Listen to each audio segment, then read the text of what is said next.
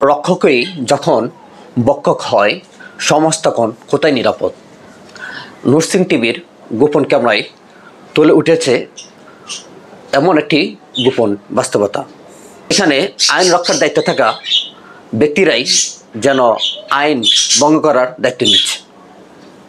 ঘটনাটি ঘটেছে বিমানবন্দর রেলওয়ে স্টেশনে। ট্রেন যখন প্ল্যাটফর্মে এসে পৌঁছায়, যাত্রীরা যখনই ট্রেন থেকে নামে, তখন কিছু আনসার, পুলিশ সদস্য, আরো কিছু দালাল মহল তখন যাত্রীদের টিকিট চেক করতে ব্যস্ত হয়ে পড়ে।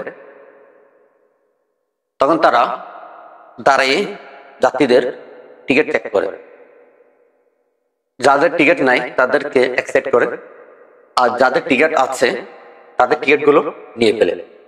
পুলিশগুলা নিয়ে দেখবেন, হয়তো আপনারা ভিডিওতে দেখতেছেন যে এক দালালকে দিয়ে দিচ্ছে টিকিটগুলো, আর দালাল পুলিশকে কিছু টাকা দিচ্ছে। এরকম প্রত্যেকটা ট্রেনে এই ধরনের ঘটনাগুলো ঘটতেছে। যখনই কোনো ট্রেন আসে, তখন প্রত্যেক ট্রেনে একজন দালাল থাকে।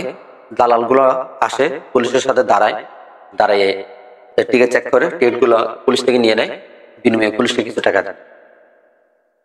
আমি প্রায় 5 ঘন্টা যাবৎ এই চিত্রগুলো দেখলাম। অনেকগুলো ট্রেন, একই অবস্থা সব ট্রেনেরই।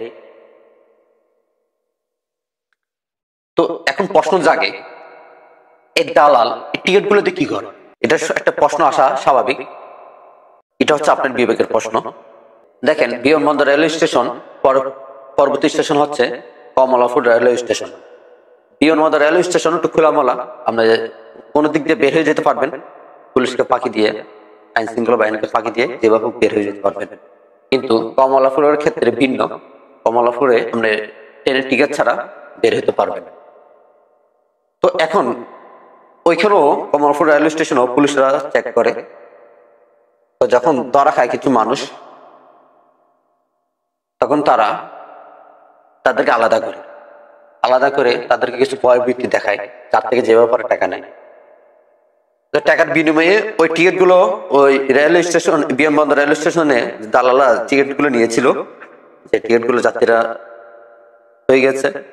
বের হয়ে গেছিল, যাত্রীদের প্রয়োজন নাই, এই টিকিট গুলো যখন দালালা নিয়েছিল, ওই টিকিট গুলো সেম কমলাপুর রেল স্টেশনে ওই যাত্রীদের কাছে দেয় কিছু টাকার বিনিময়ে, যাতে তাদেরকে গেটে না ধরে।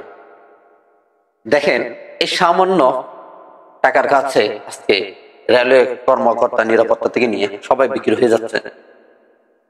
তো একটা বাস্তবতা বলি, শুধু এটা তো একটা সামান্য বিষয়। বাংলাদেশে সবচেয়ে পরিবহন ক্ষেত্রে রেলওয়ে বেশি দুর্নীতি হয়। সড়ক পথে আমরা মৌসুমে, ঈদের মৌসুমে অতিরিক্ত বাড়া নেয়, এটাই। এছাড়া তারা আর কোনো দুর্নীতি তেমন করে না। কিন্তু রেলে সারা বছরেই দুর্নীতি হয়। আপনি এখন প্রশ্ন জাগে, একই সেই পুলিশ যাদেরকে আমরা নিরাপত্তার প্রতীক হিসাবে দেখি, নাকি রেল লাইনের নিরাপত্তা আজ বিক্রি হয়ে গেছে কিছু টাকার বিনিময়ে? এই ভিডিওটি কাউকে হে করার জন্য নয়, আমাদের সমাজে কিভাবে প্রশাসনের মধ্যে গুণ ধরেছে তার একটি বাস্তব চিত্র আপনাদের সামনে তুলে ধরা।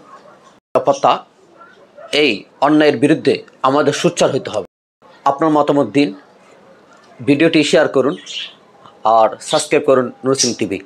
আসসালামু আলাইকুম ওয়া রাহমাতুল্লাহি ওয়া বারাকাতুহু।